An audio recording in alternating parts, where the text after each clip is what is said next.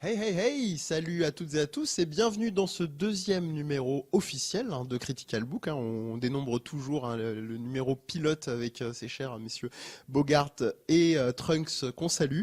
Et aujourd'hui, donc, comme dirait Stanley avec les comics, toute nouvelle émission comme un comics, c'est le premier de chacun, chacune. Donc Critical Book, c'est quoi?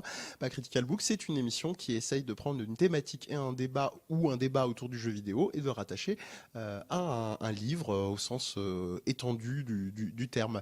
Alors je vais déjà faire un petit point sur la situation de Critical Book parce que vous vous en doutez, vous regarderez soit en stream direct si vous tombez dessus par hasard, soit en VOD la vidéo. C'est un petit peu daté, on n'est pas passé loin de l'Arlésienne parce qu'il y a eu beaucoup de rééquilibrage d'organisation, forcément, on a eu la Paris Games Week, etc. Et les plateaux sont pas toujours disponibles, donc forcément, Critical Book est là, restera, j'espère, ça ne dépend que de vous. Mais en tout cas, on est de retour pour reprendre du service. Donc aujourd'hui, je vais prendre un petit moment avant de lancer le sujet de l'émission, une petite pastille juste avant de commencer. Vous aurez deux bouquins en un pour vous parler d'un livre qui a été mis sur mon chemin. Alors ça n'a rien à voir avec l'émission du jour, mais c'est un livre qui s'appelle No Pasaran et magie de l'écran. Vous l'avez à la fois diffusé par la régie et je l'ai magie encore une fois à la main dès à présent.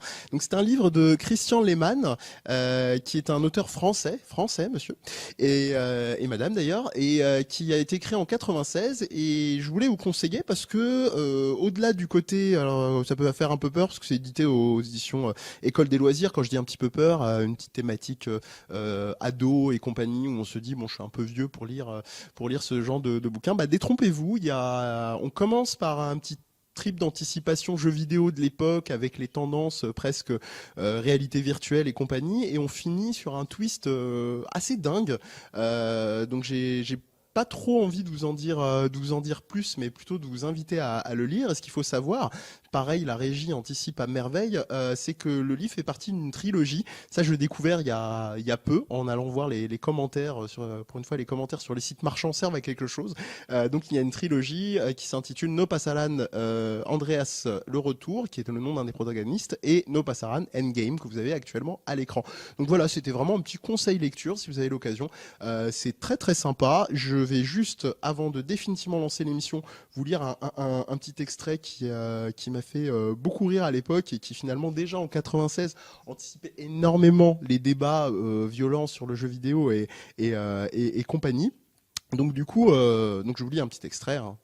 Donc Andreas, accroupi devant un présentoir, semblait les avoir oubliés. Incapable de lire l'anglais, il fixait les illustrations de couverture, retournait les boîtes pour mieux détailler les petites captures d'écran, tentant d'imaginer ce que les scènes de carnage qu'il affectionnait particulièrement donnerait sur son écran géant de 17 pouces. Une nouvelle réglementation était née depuis 1994, importée des USA qui attribuait à chaque jeu une codification selon son niveau de violence. Elle avait été rapidement détournée par les éditeurs des jeux les plus brutaux qui s'enorgueillissaient aujourd'hui de proposer une gamme de programmes tous plus bestiaux les uns que les autres. Alors c'est assez drôle parce que quand on voit les débats actuels, on se dit que ça n'a pas tant bougé que ça. Voilà pour la petite intro et la pastille bonus qu'on met normalement à la fin. Et on va arriver quand même avec les invités qui patientent, qui ont une patience d'ange et qui ont pour certains ont fait du trajet. Et je les en remercie pour être là avec nous aujourd'hui à parler du sujet du jour qui sera la présence des livres et des livres illustrés en lien avec le jeu vidéo. Alors ça peut paraître un petit peu cryptique dit comme ça, mais justement on va avoir des invités, on va même avoir on va dire nos rangs qui vont être un petit peu grossis parce qu'une des invitées nous rejoindra en cours de route pour un raison de souci de transport. Alors déjà on va vous montrer un petit extrait donc du jeu, un des ouvrages qui va illustrer justement aujourd'hui l'émission, qui est un extrait de Ni no Kuni. Vous me verrez manipuler en même temps le grimoire originel qui servait à l'époque sur la version DS, parce que oui, il n'est pas sorti que sur PlayStation 3, il est aussi sorti sur DS, ce jeu, qui était donc un manuel qui permettait de maîtriser les sorts du jeu et le bestiaire, assez richement illustré, très sympathique. Et du coup, ça introduit un petit peu le pourquoi du comment de l'émission d'aujourd'hui. Alors, donc comme je vous disais, des invités avec moi. En l'occurrence, donc on va avoir Thomas Morisset dans un premier temps. Bonjour, bonjour à toi, Thomas. Bonjour Mehdi. Alors donc tu es doctorant en philosophie à Paris Paris Sorbonne Nouvelle, c'est ça? Non, sur Paris 4, Paris Sorbonne 4. ancienne, si on peut Ancienne, dire. si on peut dire ça comme ça, et également à Paris Ouest, si je ne m'abuse. Je t'en prie, si tu souhaites présenter un petit peu plus peut-être ton terrain de recherche ou dire un petit mot sur toi brièvement. Oui, alors moi je travaille en fait à la rencontre de la philosophie esthétique et de la philosophie de la technique. J'essaye de voir un petit peu quel type d'expérience on a face à un jeu vidéo. Voilà, notamment je m'intéresse beaucoup aux gestes dans les jeux et au rythme des différents jeux. Et à côté, j'ai aussi eu la chance pendant 3 ans d'être étudiant-chercheur à l'École nationale supérieure des arts décoratifs, où j'ai pu développer un projet de pièce de théâtre avec des jeux vidéo dedans. Très bien. C'était une très belle expérience. Très bien, merci. Et tu as aussi été contributeur sur un collectif qui s'appelle Livres et Jeux vidéo, qui sera la base de notre réflexion aujourd'hui. Ce qui explique ma présence ici, effectivement. Entre autres choses, c'est ce qui a fait le hasard, la sérendipité, comme on dit, qui m'a fait te retrouver, parce qu'on avait déjà eu l'occasion de se croiser. Et juste à côté de toi, donc nous avons Thomas Ringot. Bonjour. Thomas, Martin, attention. La coordination n'est pas encore là. J'ai quelques séances de psychomotricité d'orthophonie à reprendre. Donc Martin à Ringo, donc deuxième rockstar après Morisset, donc Ringo, amateur de la blague. Donc bonjour à toi. Bravo. Ah c'est vrai. Bon bah écoute, Bonjour, c'est une Mehdi. première, ça vaudra le coup du déplacement. Plus sérieusement, bonjour à toi. Et toi, tu es chercheur en littérature à l'université d'Aix-Marseille. C'est ça, Voilà. de littérature italienne. Tout à fait. Et tu as aussi un passif à l'ENS de Lyon, l'école C'est normale ça. supérieure de Ouais. Lyon, où tu as commencé tes recherches justement, entre guillemets, plutôt appliquées essentiellement sur la littérature et où tu Ouais. t'es dit, tiens, si j'allais croiser ça avec le monde merveilleux du jeu vidéo, notamment dans, entre autres, la littérature italienne, mais aussi certains courants de littérature surréaliste comme les groupements de Loulipo, des gens comme non Raymond Queneau. surréaliste, parce que le surréalisme a été renié par Loulipo, justement. Oui. Mais voilà, toutes ces formes de littérature expérimentale qui, au XXe siècle, ont pu anticiper certaines questions qu'on se pose aujourd'hui dans la construction narrative d'un jeu vidéo. Ok. Donc je suis plus dans la structure, j'aime bien les structures, plutôt que... Enfin, l'expérience esthétique est importante, évidemment, mais Merci.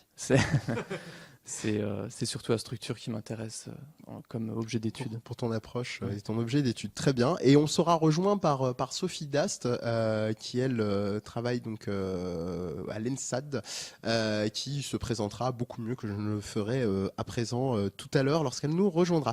Donc vous avez vu un extrait de Ni no Kuni tout à l'heure avec le grimoire, inutile de vous le repasser. Donc il y a une collaboration entre le studio japonais Level 5 et le grand studio d'animation, lui aussi japonais, studio Ghibli.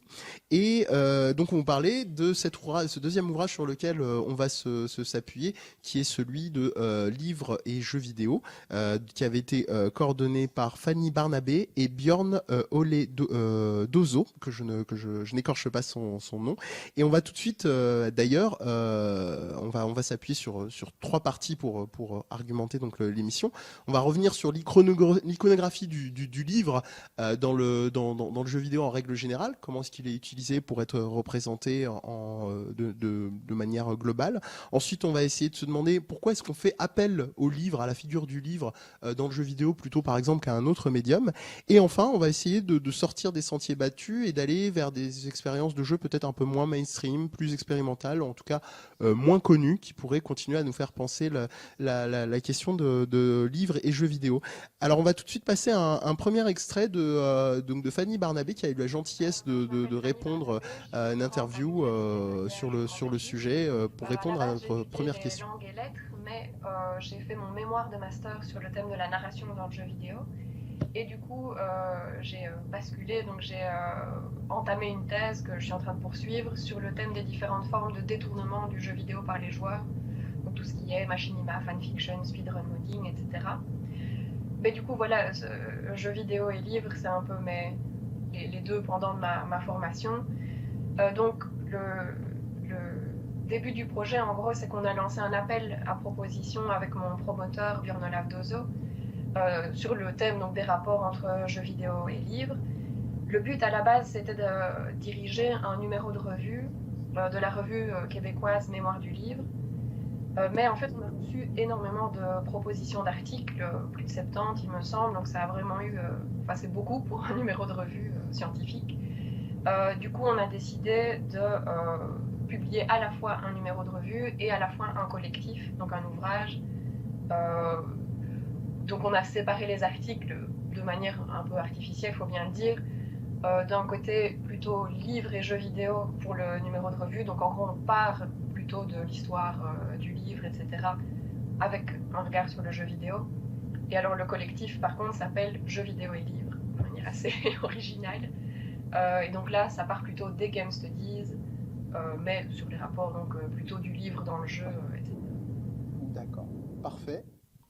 Voilà, donc pour replacer le contexte de l'ouvrage sur lequel on va pas mal s'appuyer, en plus du grimoire de Ni no Kuni, qui est plus un objet qui allie bien, on va dire, fond et forme, et qui est connu plutôt de la plupart des joueurs.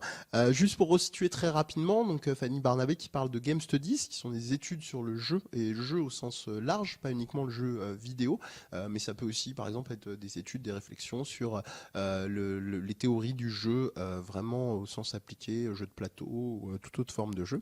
Et elle parlait aussi de fanfiction, qui sont des créations hors du contexte professionnel, qui visent à prolonger l'univers, un univers déjà existant.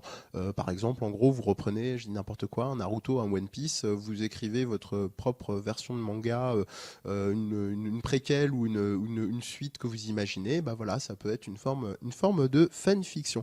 Alors, la première question que je vais vous poser, c'est finalement, quand vous pensez spontanément à livres et jeux vidéo, qu'est-ce que vous représentez brièvement si on vous demande d'associer là-dessus, est-ce que vous allez penser à un jeu? Est-ce que vous allez penser à une théorie du jeu appliquée déjà ou Thomas, peut-être?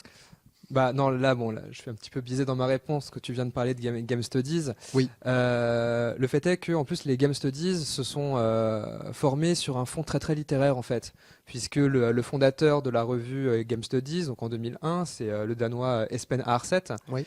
qui a fait justement sa thèse qui s'appelle Cybertext sur qui est une thèse qui regroupe à la fois quelques expérimentations assez marrantes en littérature, même les labyrinthes de Borges ou Oui. ce genre de choses, mais aussi les multi-user dungeons, les jeux de rôle, etc. Donc c'est vrai qu'il y a une parenté, on va dire, pour l'université en tout cas, il y a une parenté assez forte. Même des gens assez connus dans les Game Studies comme Bogost actuellement ont une formation littéraire. Donc il y a Yann Bogos qui a entre autres écrit sur ta continuité une approche. Il a écrit un ouvrage qui s'appelle Unit Operations, qui tend justement à essayer de regrouper tout ce qu'on appelle les humanities, donc à la fois littérature, sciences humaines, sciences au sens large, pour arriver à élaborer une forme d'outil critique, on va dire. Ouais. Il a tenté. Je vois, mais on en reparlera sur une autre émission. C'est ça. Et toi, pour ta part, du coup, Martin, quelle est ta... Moi, je pense à Baldur's Gate, en fait, directement, un jeu. Et de manière plus générale, tous ces jeux de rôle occidentaux qui renferment des milliers de livres dans leur système eux-mêmes, mais des livres qui permettent... qui ont à la fois un rôle de gameplay, un rôle ludique. On peut lancer des sorts avec, apprendre des sorts, Oui. se plonger dans une autre dimension. Ou alors des rôles purement narratifs. Oui. Voilà, on apprend des histoires. Par exemple, dans Skyrim, c'est plein de ces bouquins. Je crois non, il n'y en a pas. Vous avez une merveilleuse illustration ici. Derrière vous de la bibliothèque de Skyrim. Mais oui, voilà, c'est ça. Voilà. On pense à tout, à Critical Book, JVTV. C'est ça, et du coup, voilà, c'est ça l'image surtout que j'ai en tête quand on parle de livres dans les jeux vidéo. Des récits dans le récit, en tout cas, ce serait peut-être l'image la plus récit dans le forte. récit et l'objet livre comme objet ultra utilisé dans beaucoup de productions, quoi. D'accord.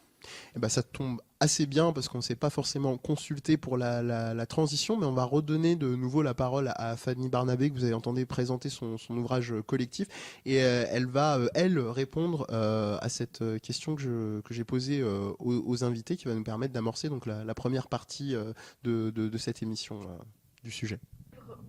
C'est un objet qu'on retrouve quand même assez fréquemment dans plusieurs genres de jeux vidéo. On peut penser aux jeux de rôle, on peut penser aux jeux d'horreur, même aux jeux d'aventure, etc.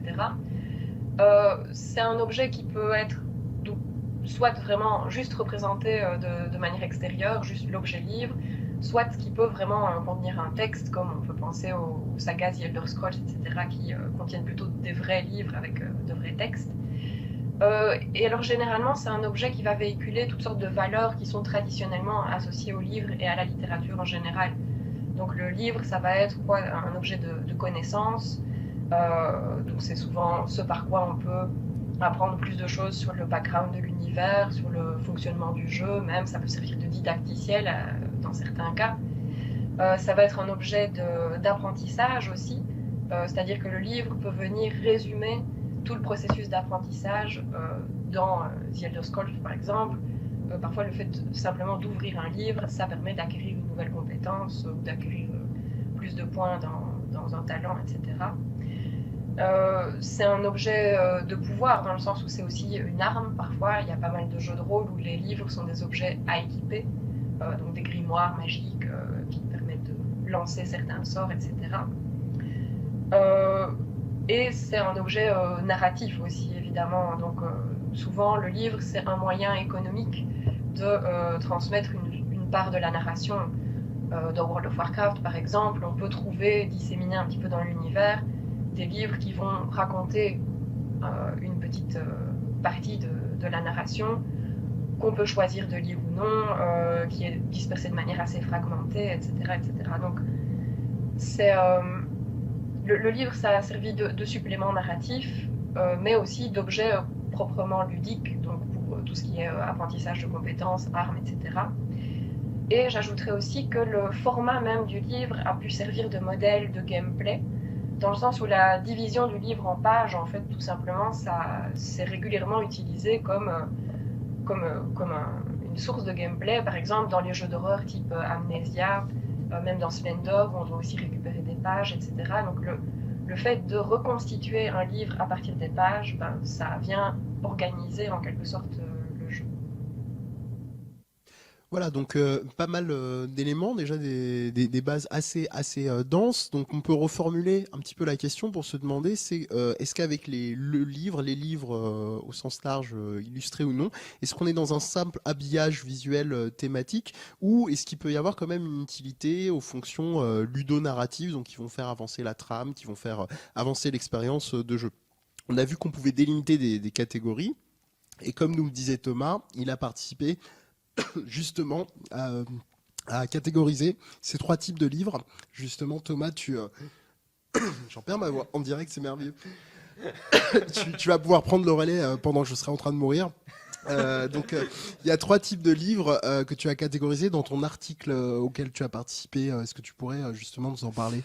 Oui, déjà, ce qu'il faut voir, c'est que il y a avant même ça va. Très bien, continue. Je mourrai en silence. Déjà, avant même de voir 3 types de livres, il faut déjà voir qu'il y en a déjà 2. Il y a les livres qu'on lit et les livres qu'on ne lit pas. C'est-à-dire que c'est toujours très très frustrant. Là, je pense notamment à... J'ai une image de la bibliothèque dans le premier Longest Journey, où effectivement, il y a dans toute la bibliothèque où il y a plein d'eau. Je ne comprends encore pas comment ils conservent les livres là-dedans. En tout cas, on ne peut lire que... C'est pareil à la BNF. C'est pareil à la BNF. On ne peut lire que quelques livres dessus et non pas tout. Certains livres sont vraiment juste des textures comme ça. Après, effectivement, mais je suis en train de parler là-dessus ou non, c'est bon. Non, c'est la magie de la technique. On a uniquement les extraits en même temps de Final Fantasy X, du langage des Albed, qui nécessite justement de retrouver des bouquins pour apprendre la langue.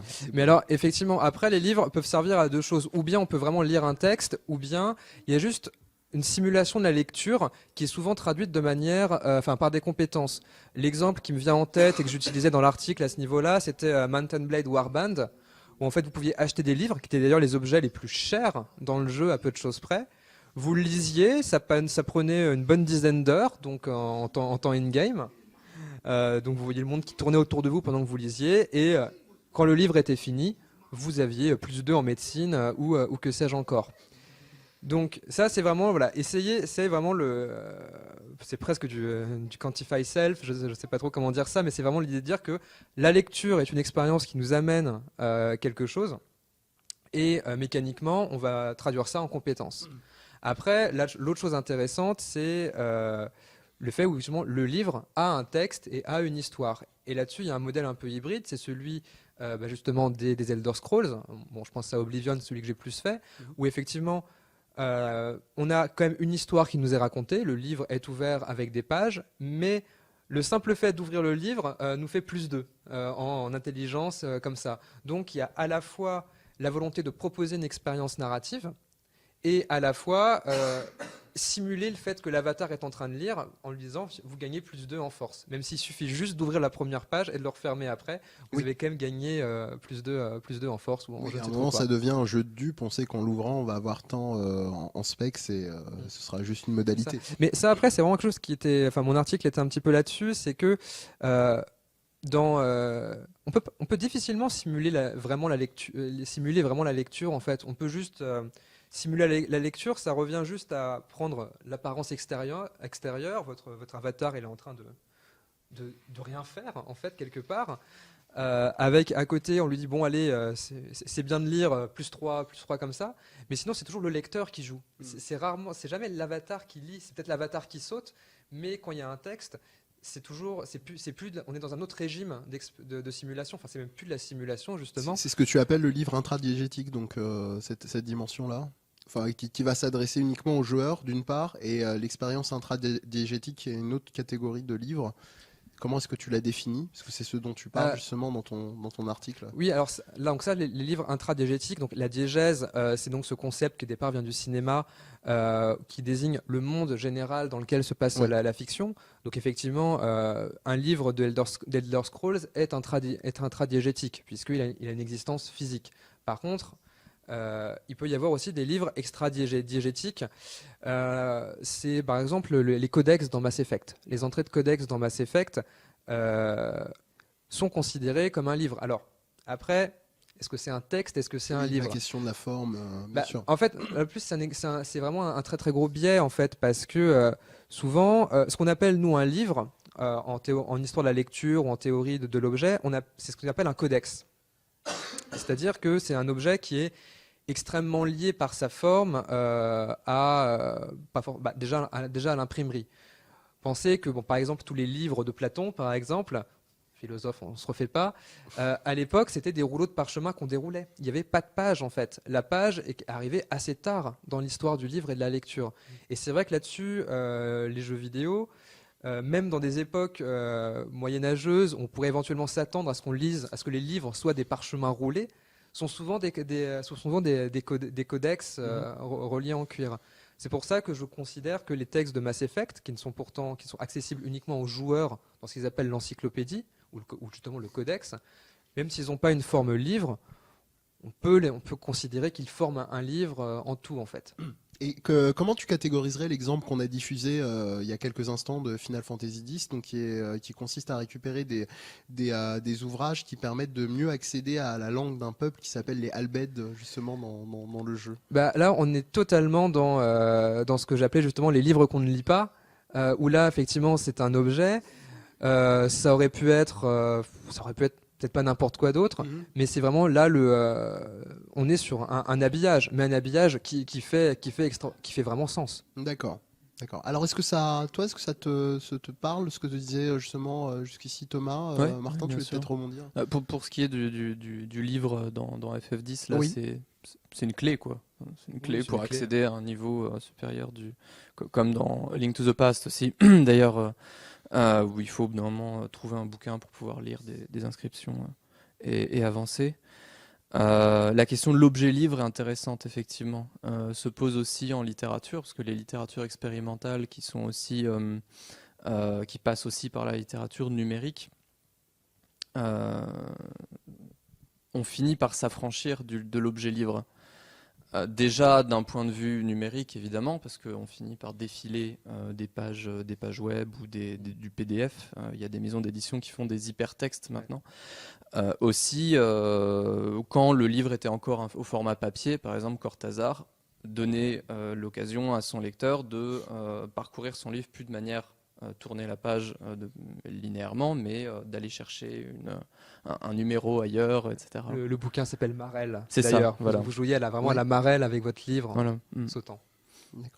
Donc ce sont pour vous, vous voyez pas plus entre guillemets, même si elles peuvent avoir un impact fort sur le joueur, de dimensions autres que des clés, comme vous avez dit, ou un format codex, si on revient vraiment à l'origine du terme finalement pour ce type d'objets-là, quand ils sont utilisés dans ce genre de dynamique. Ils ont le mérite quand même de faire d'habiller le jeu et de donner vraiment une impression d'authenticité Oui. aux environnements.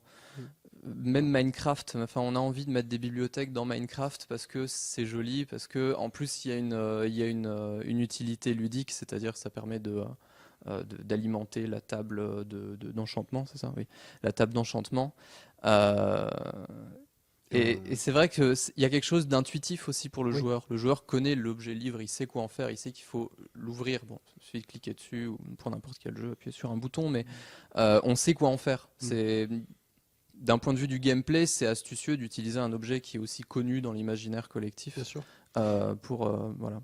Et parce qu'on parle quand même aussi de livres illustrés, il y a un cas, en même temps qu'on poursuit la discussion que j'ai trouvé bon à utiliser, c'est le cas de Last of Us, où vous avez effectivement des séquences de jeu qui normalement ne donnent pas lieu à des échanges entre les personnages, mais le fait de retrouver des comic books vous permettent d'avoir des échanges privilégiés entre les deux protagonistes qu'on n'aurait pas autrement. Donc le fait d'avoir ces éléments-là, on va se retrouver avec des échanges qu'autrement on n'aurait pas dans la trame principale effectivement du jeu. Et comme ce que tu étais en train de dire, Martin, ça rajoute un petit peu, je pense pas exagérer le terme, mais un supplément d'âme peut-être à l'expérience de jeu dans la relation des personnages. Je sais pas si vous avez d'autres exemples de jeux où on peut retrouver ce type de situation-là qui vous ont marqué ou pas particulièrement. C'est pas le cas. Très bien. Alors j'avais une dernière question sur l'utilité comme ça du livre. Est-ce qu'on est seulement sur la dimension illustrative? C'est un jeu, je ne sais pas si vous connaissez, qui s'appelle Grabbed by the Ghoulies, qui était sorti édité par Rareware, qui avait fait les Country, les Conkers et compagnie. Et donc dans ce Grabbed by the Ghoulies, on se retrouve avec une progression dans un livre illustré, un livre d'images.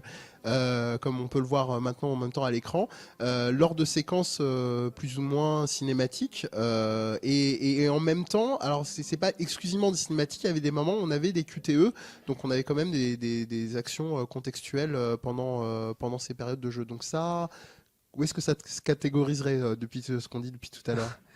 Là, je crois que c'est encore autre chose, parce que là, c'est vraiment quelque chose d'extrêmement intéressant où le jeu est structuré comme un livre, parce que c'est pas un méta-livre, un gros mot un peu trop moche, mais c'est ça.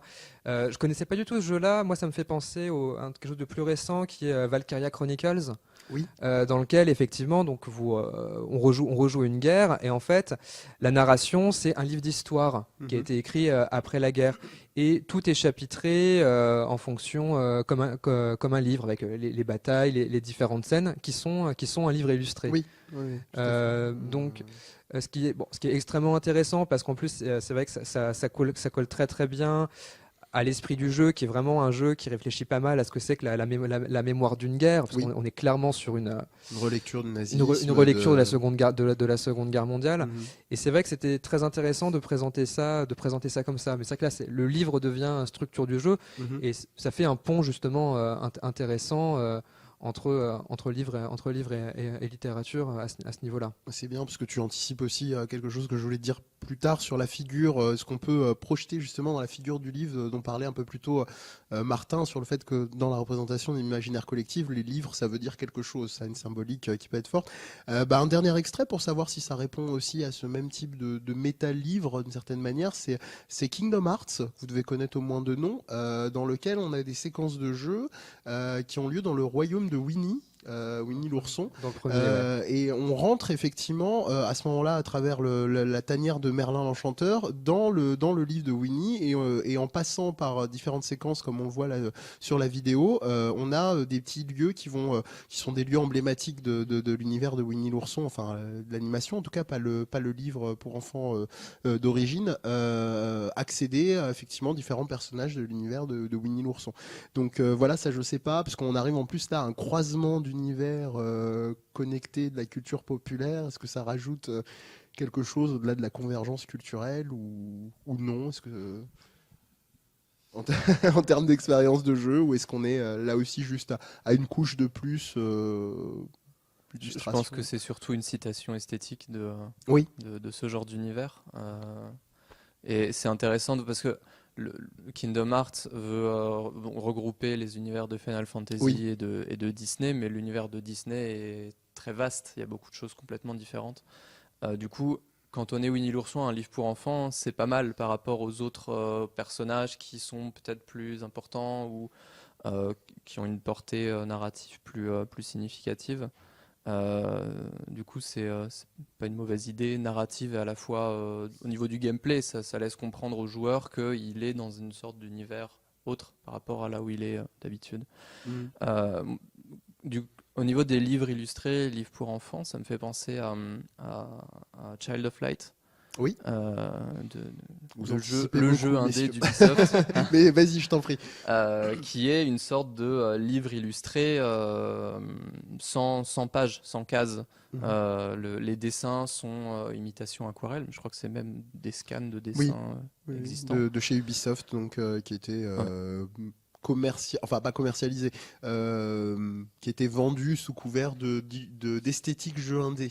Voilà, c'est ça. D'ailleurs, alors qu'il utilise le moteur graphique de Rayman, en fait. Oui.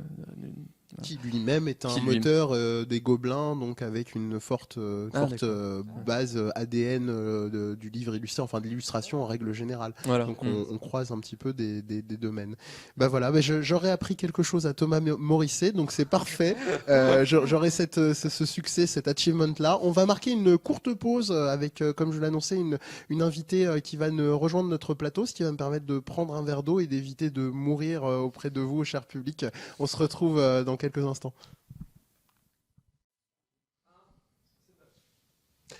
De retour comme promis, et on se retrouve avec notre nouvelle invitée Sophie Dast. Salut Sophie. Enchantée. Voilà.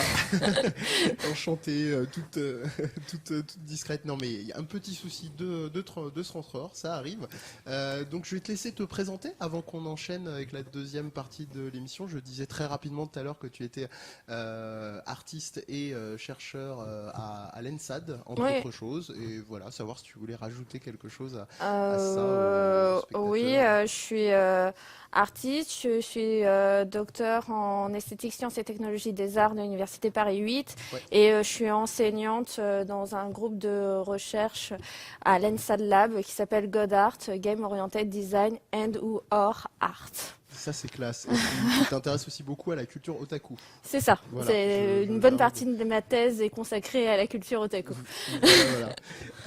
Alors donc on arrive à la deuxième partie dont je vous parlais il y a quelques instants. C'était de se demander pourquoi la figure du livre plutôt qu'un autre médium dans le jeu vidéo. On s'est quitté avant la pause avec justement Martin qui évoquait le fait que les livres pouvaient revêtir une certaine symbolique. Donc forcément c'est pas étranger à ça. Alors déjà, est-ce que vous avez peut-être des éléments de réponse par rapport à cette question-là ou pas? Il n'y a pas d'obligation. Ce que je disais, Sophie, c'était que le livre était à la fois un objet très intuitif pour le joueur, parce que c'est quelque chose qu'il connaissait, il savait comment interagir avec un livre, Et en même temps, bon, on a fait un peu la liste des fonctions du livre dans le jeu vidéo, qui est à la fois une fonction d'information et de formation aussi du personnage. Ce qui en fait... je suis en train de résumer la première partie, en fait, mais c'est parfait. Ce qui en fait un livre, un objet essentiel, tant pour les mécaniques qu'il active que pour la portée symbolique qu'il représente, quoi. Oui, je vois ça, quoi. Ce que je disais, c'est que je n'ai pas fait que arriver en retard, je lisais l'article de Thomas, donc du coup, c'est comme si j'avais assisté à la première partie d'une certaine manière. Du coup, j'avais bien pensé par rapport au codex, etc. Mass Effect m'y avait fait penser, et je trouvais que le côté de pousser plus loin l'univers était présent dans ces textes qui n'étaient pas obligatoires à la lecture du joueur, mais qui étaient fortement intéressants pour mieux comprendre dans Mass Effect la politique, en fait, tout simplement. Autour du jeu qui est quand même très présente et après là où c'est vrai que ça prend un autre essor, c'est vraiment dans le jeu Ni no Kuni où le livre pouvait être acheté à côté. Il y a le livre, il le montre donc du coup en France, ça a été très difficile d'avoir le livre puisque évidemment des gens l'ont acheté et oui, parce qu'en fait en France, la version PlayStation 3 du coup, puisque là c'est la version DS. C'est ça. Et en fait la version PlayStation 3, il y a eu ça a été très compliqué d'avoir le livre parce qu'il est vendu très très cher en fait en français. Donc moi je l'ai par exemple en PDF, mais je l'ai en PDF sur ma tablette pendant en fait que je joue pour avoir en fait l'objet avec moi puisque en fait bien sûr on peut le consulter dans le jeu, mais ça coupe en fait dans le jeu alors qu'on nous demande des fois des actions directement qui sont en lien avec le livre qu'il faut décrypter, etc.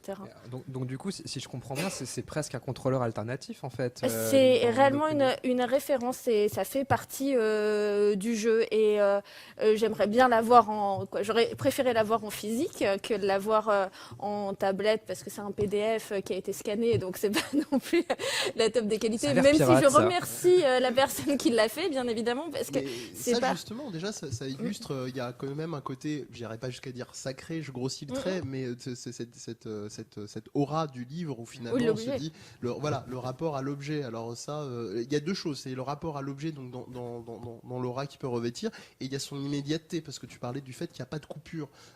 Tu parlais tout à l'heure d'encyclopédie dans certains jeux. Moi j'ai souvenir, même s'il n'est pas question de livre, mais de manière peut-être alternative à Final Fantasy XIII, qui pour moi était un cauchemar parce que le gros de l'histoire nécessitait de se plonger et ça m'a complètement sorti de l'intrigue, de la narration principale du jeu, qui est complètement, pour moi, vide si on ne fait que la trame avec les cutscenes et les dialogues principaux.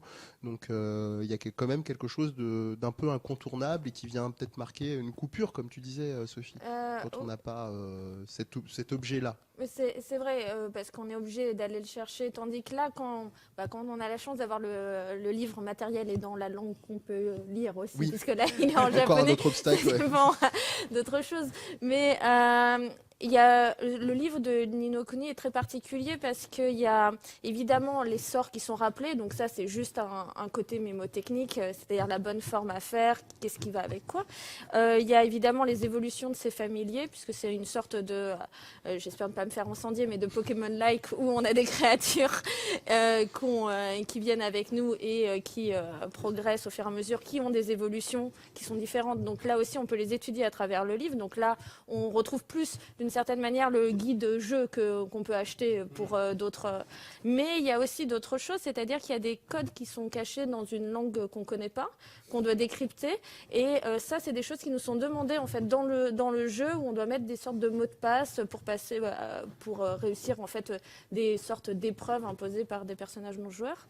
Et il y a aussi, alors ça c'est ce qui est le plus intéressant, des contes.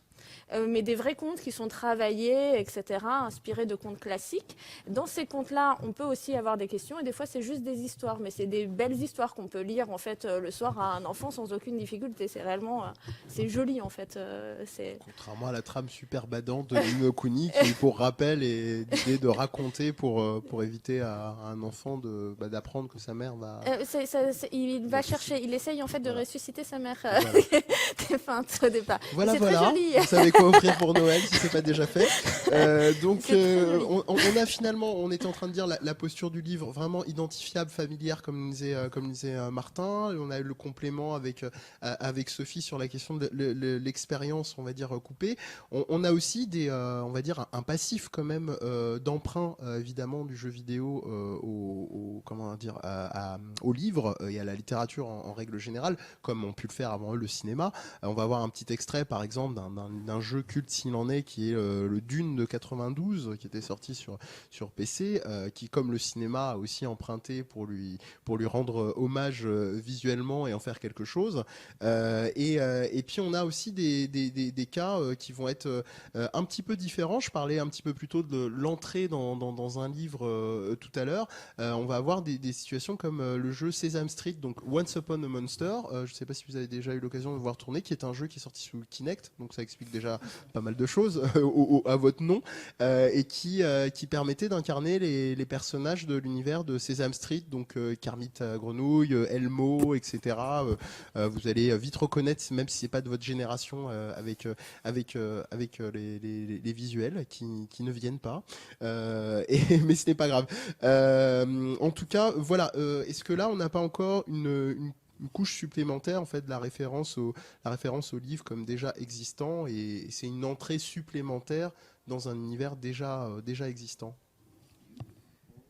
Là, on rentre dans des problématiques assez actuelles qui sont celles justement du transmédia, Oui. et voire même là sur ce qu'on appelle même maintenant le deep media, où tout est pensé dès le départ autour Marvel. oui, Marvel, autour d'un univers qui peut décliner comme ça. C'est vrai que je me souviens les jeux, enfin moi j'ai pas mal joué au vieux Tintin sur Game Boy. Ça va, tu veux en parler? J'ai fini Tintin au Tibet, hein. Quand même. Tout mon respect. Non, pas au Tibet, c'était les Temples du Soleil que j'ai fini. D'accord. Ce sont des jeux à la prise en main extrêmement délicate. Mais voilà, c'est vrai qu'on est passé en fait de l'espèce, voilà, au lieu d'avoir un gadget en physique, on avait un gadget virtuel auquel on pouvait jouer, à de plus en plus des stratégies. Voilà, une des premières choses à faire ça, bon, c'était pas forcément de rapport au livre, mais c'était Enter the Matrix, où effectivement le jeu vidéo amenait des choses en plus par rapport au film. Mais c'est vrai que par rapport à des univers déjà littéraires, j'ai pas souvenir. Je crois que ça existe, mais j'ai pas souvenir qu'il y a eu des jeux vidéo qui apportent des choses en plus à quelque chose de littéraire. Parce que bon, là, je pense pas que les jeux Harry Potter, par exemple, je pense que c'était des adaptations de films. Non, effectivement, et c'était dérivé d'ailleurs de. Ça tombe bien que tu en parles de l'univers donc on a le cas de Wonderbook qui était sorti sur PS Move avec l'usage de la caméra, mais là on est dans le dispositif de livre de réalité augmentée, parce que comme vous pouvez voir, je vais vous montrer quelques pages à l'écran. Il n'y a pas d'écriture. Les personnages vont sortir de l'écran lorsque vous utilisez la caméra et le PS Move, mais c'est un autre cas de figure. Après, on peut avoir peut-être la série des Dot Hack, qui était un RPG japonais qui prolongeait un peu sur une dimension transmédia. Remarque, si quelque part Walking Dead peut-être. Je sais pas à quel point les jeux sont canons par rapport aux comics. Je lis pas les comics. Je pensais aussi à The Wolf Among Us, qui est tiré du comics Fables. Tout à fait. The Witcher aussi, effectivement. On a même un public qui nous donne des sources. Oui, je réponds. Public qui est hors champ. Hors champ, oui. Mais oui, tout ça c'est de l'ordre de l'adaptation, mais le cas de The Wolf Among Us, c'est intéressant parce qu'il y a aussi la reprise du style graphique du comics. The Witcher prend peut-être plus de liberté par rapport aux illustrations, je sais pas trop, mais alors c'est intéressant que tu parles de reprise de style graphique, parce que justement j'allais te lancer sur une de tes réflexions un peu en mode candide. C'est finalement si on utilise peut-être un peu moins le livre comme dans le jeu vidéo, c'est peut-être parce que par définition, intelligemment ou pas d'ailleurs, il est moins visuel, entre guillemets, parce qu'on a cette image que le jeu vidéo se doit être dans un absolu, comme certains arts d'ailleurs, d'être dans un absolu de visuel, de visibilité pour forcément illustrer quelque chose. Donc voilà, là je me tourne vers toi, parce que finalement, Martin, tu poses pas mal la question dans tes articles d'aller même jusqu'à interroger si l'écrit finalement ne pouvait pas devenir autre chose que cette succession de lettres, enfin tel qu'on le connaît aujourd'hui. Et en prolongeant cette idée-là vers le jeu vidéo, tu te demandes s'il ne peut pas y avoir effectivement des narrations audio, s'il ne peut pas y avoir des narrations purement, enfin pas sur un pur modèle visuel. Voilà, peut-être que tu développeras ça beaucoup mieux que moi. Tu parles du jeu par exemple Colossal Cave Adventure, on parlait de MUD tout à l'heure, de Multi-User Dungeon, qui est un bon exemple. Oui, alors ça c'est mon dernier article qui n'est pas encore sorti. Oui, c'est... je suis au taquet. Non, mais c'est très bien. Mais en fait, ce que je veux essayer d'explorer, c'est la manière dont le livre s'est affranchi, enfin le texte littéraire s'est affranchi de l'objet livre en tant que contrainte matérielle.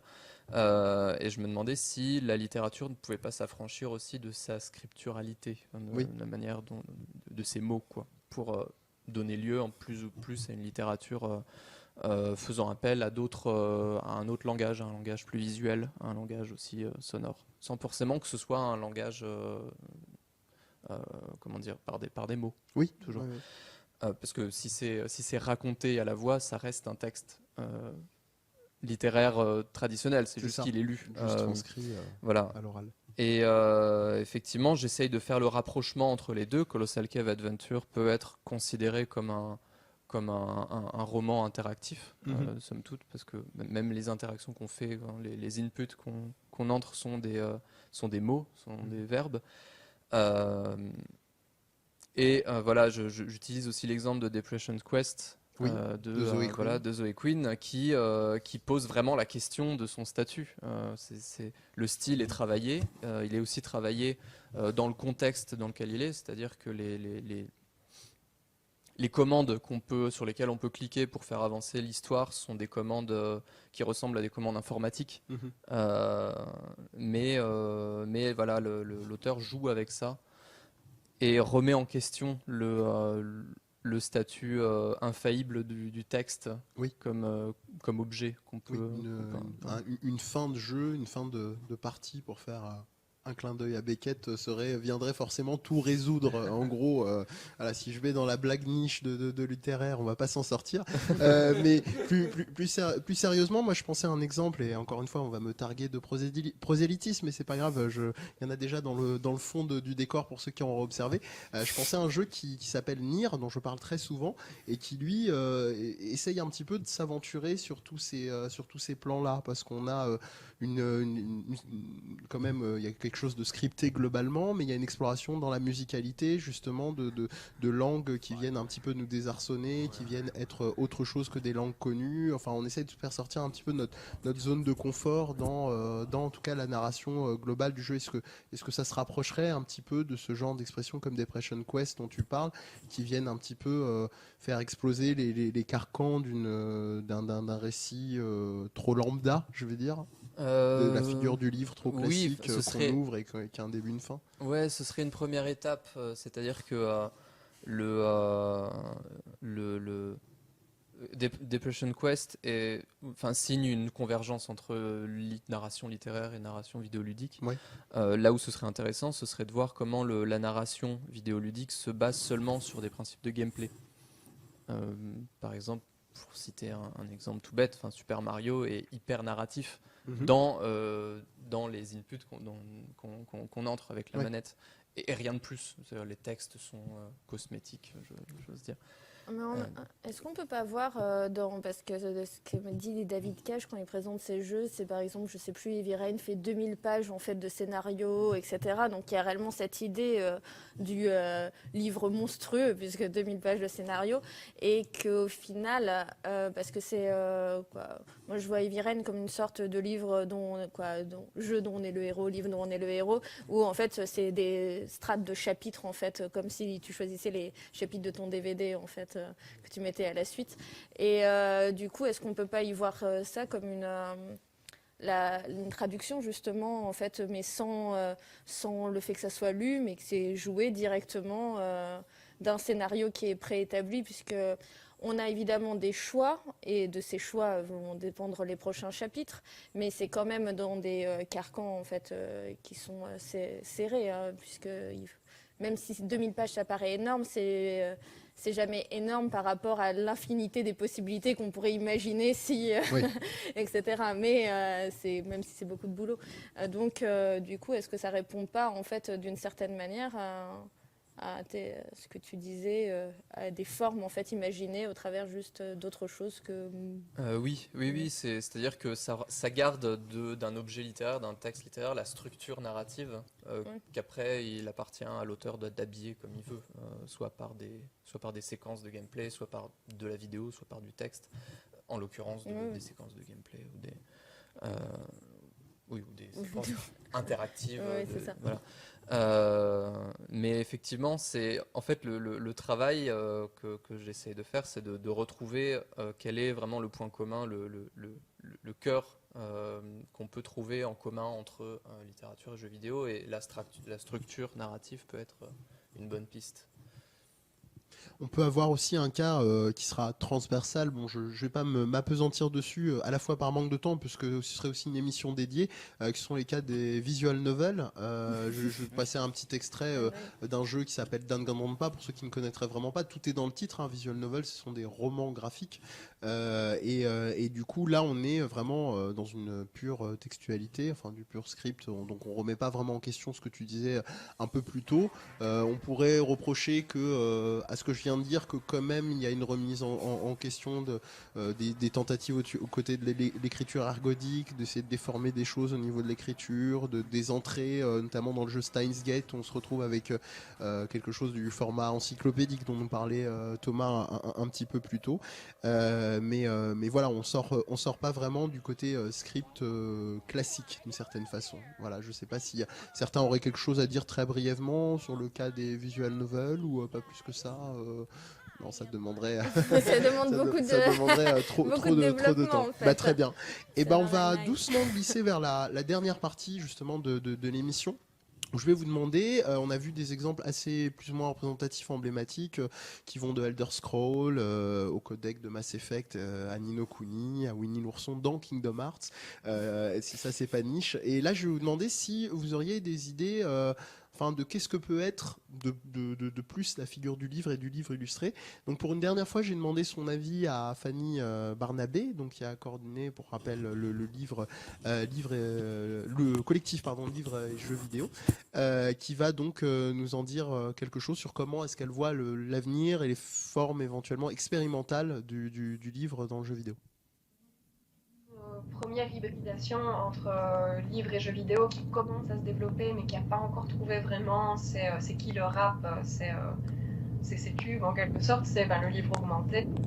Donc dans le numéro de revue, il y a un article qui a été consacré, qui est celui de Florence Rio, qui parle un petit peu de dispositifs expérimentaux, donc qui mêlent vraiment lecture et jeu de manière complètement coordonnée. Ça veut dire que c'est pas juste lire un livre puis aller utiliser un CD-ROM sur le côté, c'est vraiment on doit lire et jouer en même temps, dans le sens où elle parle notamment d'un livre qui s'appelle Draker's Quest, où on possède un livre papier qui est filmé par la webcam, et alors les interactions qu'on a avec le livre, donc quand on passe les mains devant certaines images, etc., vont avoir des conséquences à l'écran dans un jeu qui est un jeu en point and click.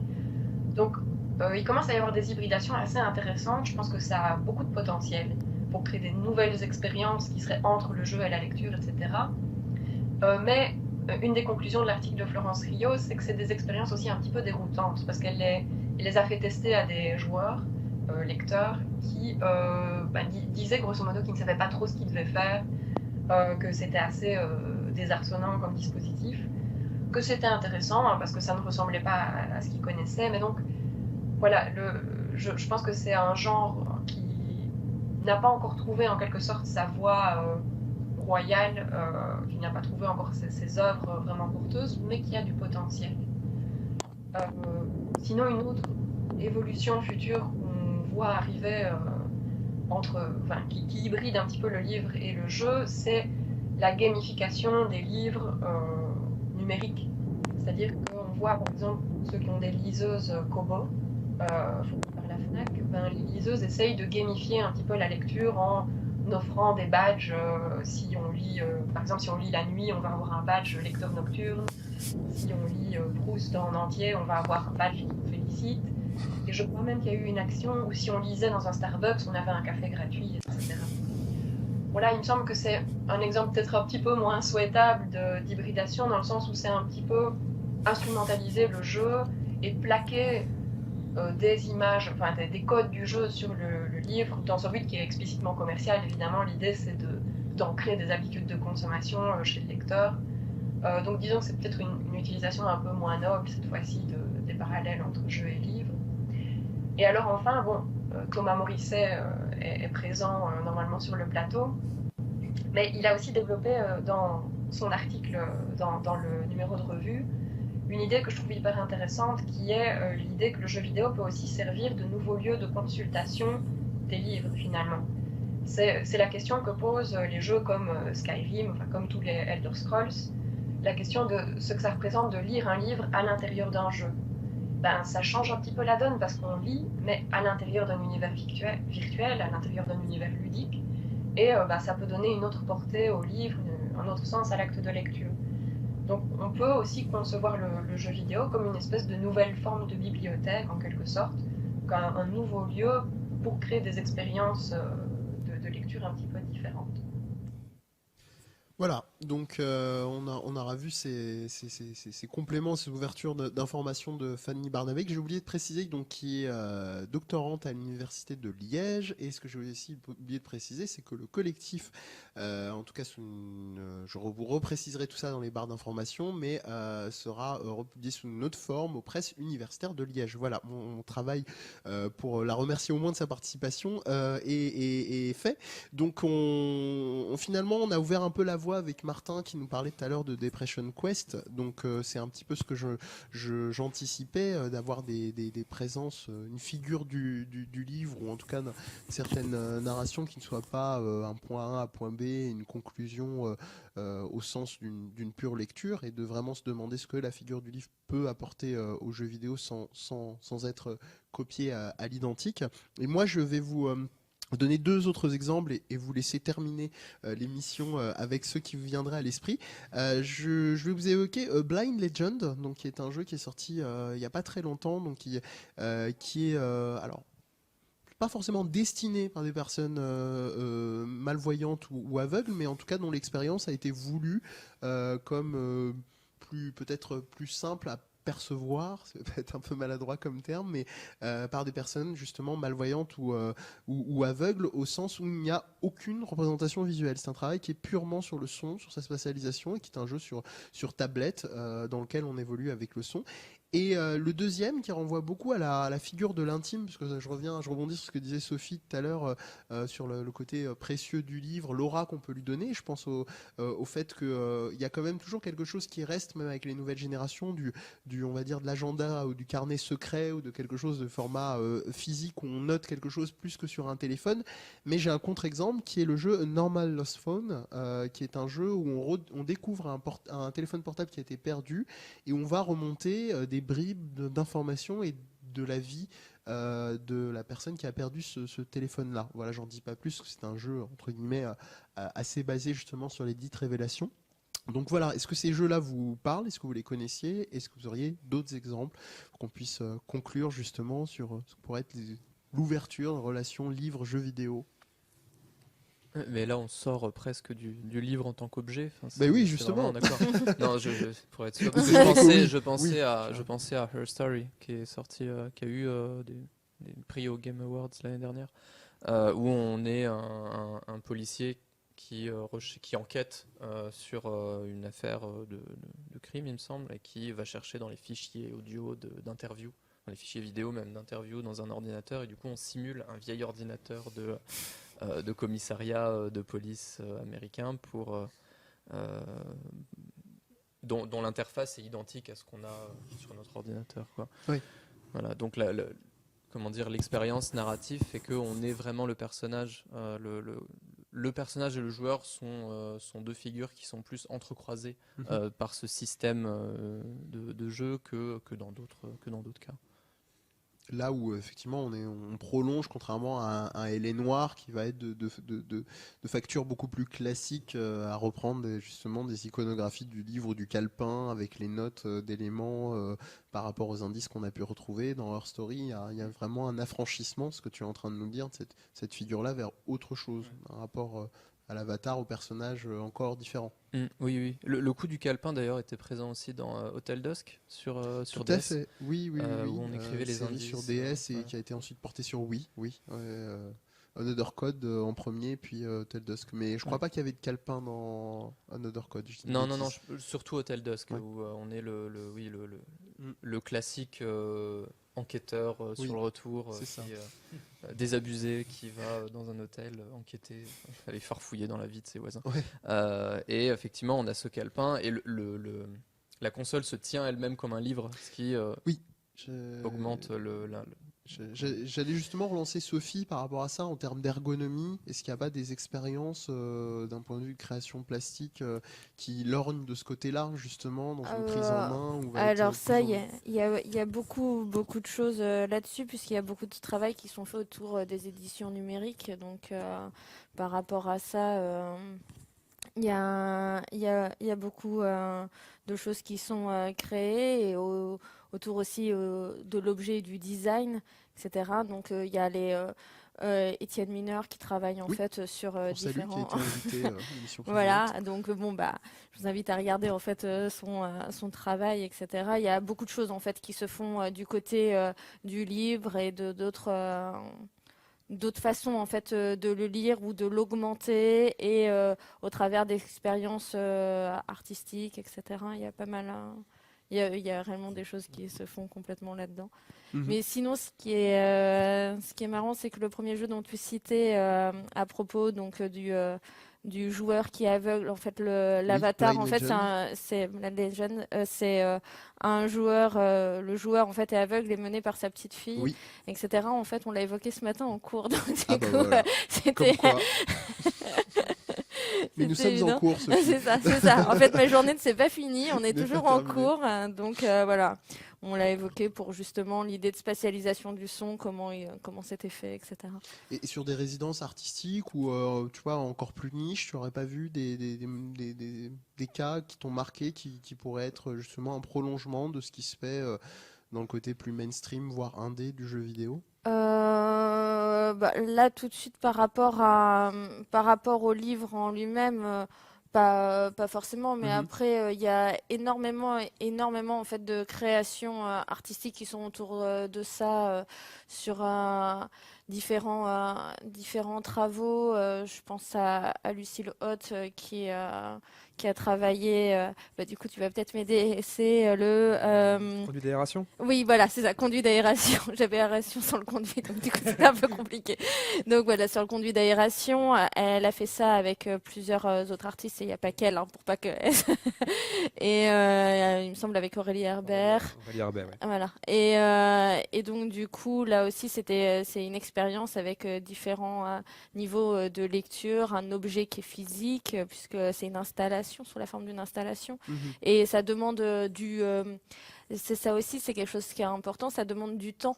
C'est pas un objet sur lequel on va regarder et si on s'en va, on comprend pas. Mm. Donc du coup, il faut être là, il faut temps au sens s'investir. d'un- C'est ça, Ouais. il faut s'investir. Mais comme dans la lecture, en fait, on revient quand même au basique. Un livre, bon, évidemment, on peut lire la 4e de couverture, un peu l'introduction, mais on n'a pas vraiment eu l'histoire. C'est juste des prémices. Et ça contraste un peu C'est ça. malheureusement avec ce que disait justement Fanny Barnabé de son inquiétude de voir un trop-plein de gamification justement Oui. de l'objet livre et même au sens général des activités quelles qu'elles soient.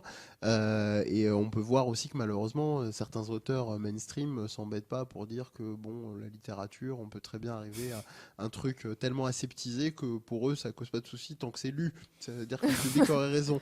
Et on va terminer avec toi, Thomas. Est-ce qu'il y a un exemple, un cas, un exemple qui t'est venu à l'esprit? Il y a deux choses en fait. Déjà, comme on parlait un petit peu de la prise de notes, il y a un jeu de Twine justement, donc ces jeux littéraires à embranchement qui est Oui. assez marrant à ce niveau-là. C'est For Those We Love Alive. où en fait, on vous demande d'écrire sur votre bras, en fait. Ok. Le jeu vous demande d'écrire, donc vous finissez avec le bras totalement tatoué. Ok. Donc bon, votre corps devient un peu un lieu d'illustration. Je recommande vraiment. Il est très très sympa ce jeu. Mais justement avec ces jeux Twine, la question qui se pose, c'est que c'est revendiqué actuellement comme jeu. Alors que peut-être qu'il y a 20 ans, du temps de la découverte de la littérature hypertexte, ça aurait pu être revendiqué comme littérature. Et Oui. c'est vrai qu'on est sur des objets qui sont vraiment au croisement des deux. Et bon, Pleine friction. pleine friction. Et là, il y a un objet qui est absolument génial à ce niveau-là, qui s'appelle Pirouette. Qui est en fait un jeu développé par Hayden Scott Baron et Stephen Lavelle, qui lui est plus connu sous le nom d'Increper, donc un développeur indé assez connu, où en fait on a juste à se déplacer de droite à gauche, activer des dialogues très bien écrits dans un style un petit peu beckettien, de théâtre de l'absurde. Donc bon, ils font le jeu avec une petite musique sympa, ils envoient ça sur l'App Store. Et l'App Store leur dit bon, écoutez, c'est bien gentil, mais c'est pas un jeu. Vous nous le soumettez en livre et on vous le prend. Ah, c'est génial ça. Ce qui est assez génial parce que ça tendrait à dire que la lecture c'est forcément de la littérature, et je pense qu'au contraire la culture ludique a tout intérêt aussi à montrer que la lecture fait partie du jeu, et que la bonne écriture et la bonne lecture sont aussi des éléments des jeux vidéo et pas forcément de la littérature avec un grand L. Il n'y a pas de bon jouer comme il n'y a pas de bien lire d'une certaine manière. C'est une autre question, ça. Arrêtons-nous là. Malheureusement, le temps nous manque. Je vous remercie infiniment Merci à toi. d'avoir été présent sur cette émission. Du coup, vous n'hésitez pas à prolonger en tout cas la réflexion sur le sujet dans les commentaires. J'indiquerai à chers invités s'ils peuvent donner des ressources pour compléter tout ça, parce que vous avez eu, je pense, beaucoup de jeux ou d'installations artistiques que vous pourrez découvrir en ligne très certainement. Et du coup, on va marquer une petite pause et on se retrouve juste après pour la deuxième partie. Donc, tu me cherches de Critical Book. À tout de suite.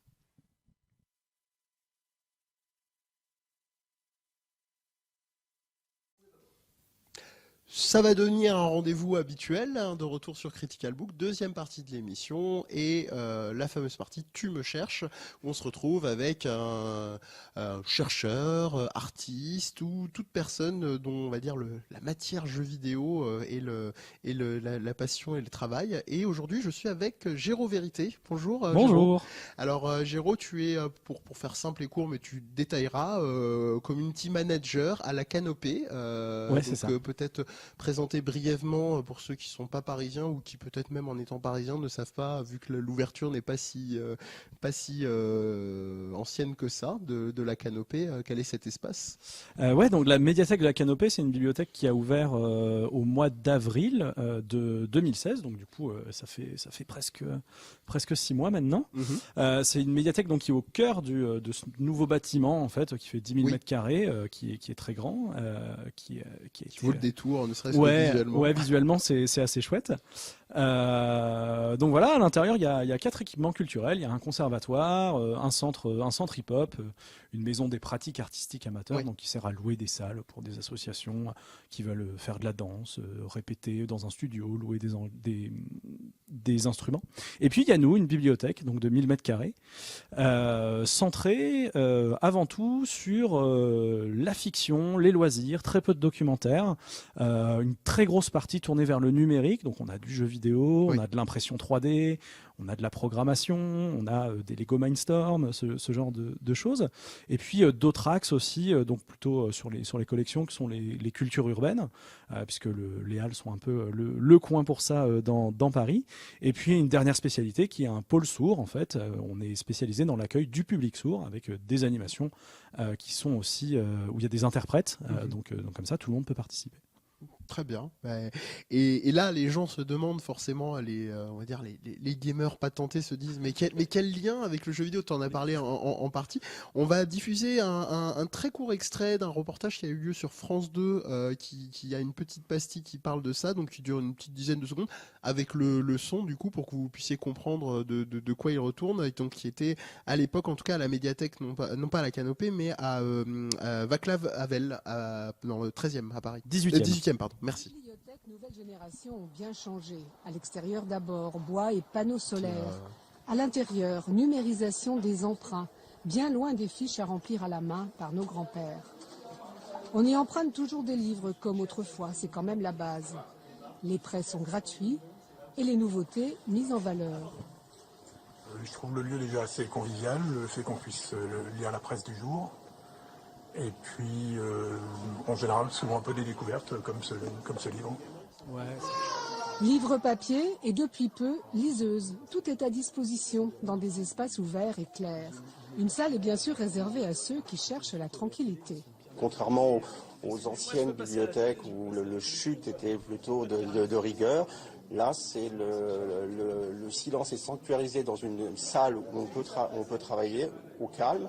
Et tous les espaces publics, eux, sont un peu plus sonores et un peu plus basés sur le loisir et la détente. Accélération, accélération. Ambiance salle de jeux vidéo. Ici, les cris sont autorisés. C'est chaud. Tire. Zacharia, tu viens souvent dans cette bibliothèque? Oui. Voilà, donc on y arrive. On y arrive doucement, le jeu vidéo, comme vous avez pu voir avec ces jeunes garçons en train de jouer. Alors, je vais sûrement me faire défoncer parce que il y a une émission FIFA ici et je n'arrivais pas à reconnaître si c'était FIFA ou PES. Là, c'est la honte en live, mais c'est pas grave. Donc, tout ça pour dire que ce qui va nous intéresser, c'est surtout les enjeux que tu peux être amené à rencontrer en tant que bibliothécaire ou responsable de médiathèque. Alors moi on va dire que j'en ai relevé un sur la suggestion d'un article que tu m'avais envoyé qui se nomme donc les jeux vidéo en bibliothèque sont illégaux, oui et alors. Donc je vais essayer de faire scroller magie de la technique en même temps que je vais parler, que tu pourras d'ailleurs commenter sur le pourquoi du comment de cet article. Ouais, si tu veux en bien. fait c'est un sujet qui est assez intéressant et surtout problématique pour nous parce qu'effectivement le jeu vidéo en bibliothèque c'est illégal actuellement, tout simplement parce que le jeu vidéo c'est une œuvre collective et il n'y a pas de droit de prêt ni de droit de consultation comme il peut y avoir sur le film ou sur le livre. C'est-à-dire que quand on achète un document, on l'achète plus cher parce qu'on paye des droits pour rémunérer les auteurs et c'est bien normal. Sauf que sur le jeu vidéo, ça n'existe pas. Ça n'existe pas, personne ne s'est penché sur cette question-là, en tout cas en France. Ça veut dire que si on voulait acheter une console et l'utiliser dans un espace public, une console ou un jeu, il faudrait qu'on aille voir chaque éditeur, chaque personne pour lui demander est-ce qu'on a l'autorisation de le faire. Ce qui est mission impossible. Ce qui est soit il faut un département qui se gère que de ça et encore. Et est-ce qu'il aura des réponses positives? C'est pas sûr. Donc à un moment il faut avancer. Et donc aujourd'hui on est dans ce petit problème-là, c'est-à-dire que la ville de Paris ne prête pas de jeux vidéo pas encore. On attend un petit peu d'expérimenter un peu plus de choses avant de le faire. Il y a d'autres bibliothèques en France, la médiathèque de Chartres par exemple prête des jeux vidéo depuis 5-6 ans maintenant. Donc voilà, nous à la ville on est toujours dans de la consultation sur place, donc à la bibliothèque Václav Havel qu'on a vu, il y a une salle de 80 mètres carrés avec des consoles, vous pouvez venir, il y a plus de 400 jeux, que ce soit sur PS4, Xbox One, il y a des 3DS, etc. Vous pouvez venir, il suffit juste de vous inscrire, c'est gratuit, et vous pouvez jouer à tout un tas de jeux qui sont présents. Et après le jeu vidéo est très présent dans le réseau parisien. Il y a des animations plus ponctuelles, du coup moins d'espace, mais qui se font un petit peu partout. Ça va de simples découvertes à des tournois, etc. Ouais. etc. Oui. Alors justement, je ne sais pas si on a pu voir l'article sur l'écran, voilà, que je vous fais diffuser brièvement. Quand vous voyez le titre, il est très simple en tapant le titre, vous pourrez le trouver, mais vous aurez évidemment toutes les références via le menu déroulant de la vidéo en VOD au besoin. Donc je vous le recommande, c'est assez intéressant, ça prolonge ce que vient de nous dire Géraud. Et c'est parfait parce que tu as amené le deuxième point que je souhaitais évoquer, qui est un peu le piège, enfin la facilité des médiathèques autour du jeu vidéo, qui est ce côté un peu aimant, ni à ados ou à jeunes. Ouais. Bon, on le voit un petit peu dans le reportage de France 2 d'une certaine manière, hein, et puis on peut même se demander si l'angle du reportage ne va pas dans ce sens-là justement. C'est comment est-ce qu'on peut penser autrement. À la fois il faut faire patte blanche parce qu'il faut bien un jeu entre guillemets comme on dit sexy pour attirer le chaland, mais d'un autre côté il faut évidemment une réflexion de fond croisée. Donc l'idée c'est pas que les bibliothécaires ou les gens qui travaillent en médiathèque dans le mythe sont là programme du FIFA et du Call of Duty, c'est même pas possible parce qu'il y a les législations PEGI et donc par définition ça couperait un gros pan du public et se roule les pouces à juste faire tourner du jeu vidéo. On est confronté à ça, puisque effectivement l'idée c'est de changer de l'image de la bibliothèque. En fait, c'est de se dire c'est bon, il y a besoin de faire venir déjà les gens en bibliothèque. C'est un vrai enjeu parce que, si on regarde les chiffres, il y a que 14% de la population en France qui est inscrit en médiathèque. C'est rien du tout. Donc l'idée c'est de se dire on propose des nouveaux services, que ce soit du jeu vidéo, du jeu tout court, parce que le jeu de société rentre aussi là-dedans, ou des choses autour du numérique. C'est pas juste de se dire on met ça et ça va faire venir des gens. C'est pas vrai. Oui. Les gens n'ont pas besoin de nous pour jouer aux jeux vidéo. Ils vont chez eux, etc. L'idée, c'est de proposer des expériences et de se faire rencontrer les gens. De pouvoir dire, tu viens à la bibliothèque, il y a des livres, c'est bien, il y a des livres, mais il y a aussi autre chose. Il y a aussi du jeu, tu peux venir jouer 1 heure, tu peux aller te poser dans un coussin pour aller lire ta BD, tu peux participer à un atelier là-bas, il y a un atelier tricot là-bas, tu peux y participer. Et c'est de repenser la bibliothèque comme un espace dédié au service et à l'échange entre les personnes qui sont présentes, plutôt que juste dire on a des collections, venez les emprunter. Oui. Voilà. On est des médiateurs, des passeurs, comme j'aime beaucoup ce terme-là, et pas seulement des offres de propositions. Alors, ce qui est quand même assez fou, c'est que, je vais volontairement forcer le trait, mais pas tant que ça. La question que je finissais à me poser en voyant ton profil et tes réflexions, c'est que, est-ce qu'on pourrait pas dire que, au niveau vidéoludique, avec les créateurs indépendants, est-ce que les bibliothèques sont pas en train de devenir un contre-pouvoir de discours. La bibliothèque a toujours eu ce rôle-là, en fait, de dire d'avoir une offre vraiment avec une grosse pluralité. C'est-à-dire que oui, on a du film ou du bouquin hyper mainstream, du Marc Lévy ou du Transformers dans nos rayons, mais on a aussi des auteurs indés, des films indés. Et le jeu vidéo, en fait, c'est exactement la même chose. C'est une collection comme une autre. On a du gros jeu vidéo, on a du FIFA, on a du Mario Kart, etc. Mais on a aussi l'autre penchant avec du jeu indé. Aujourd'hui, c'est hyper facile de se procurer du jeu indé. Ça coûte moins cher, les 3/4 du temps. Donc pour nous, c'est tout bénef. Voilà. Et on peut faire venir et découvrir beaucoup de choses. Tu m'avais dit que tu avais reçu Rémi Soyer du collectif Alinéaire. C'est un partenaire. L'inauguration de la canopée. Ouais, c'est un partenaire pour nous, un partenariat qui pour nous est précieux parce que on va aussi penser le jeu vidéo d'une autre façon. C'est-à-dire que c'est pas juste magique. On met pas juste son CD dans sa console et ça marche. Et il y a qu'une seule façon de le consommer puisqu'on consomme du jeu vidéo. Il y a d'autres façons, il y a d'autres créateurs, il y a d'autres moyens aussi de penser tout ça.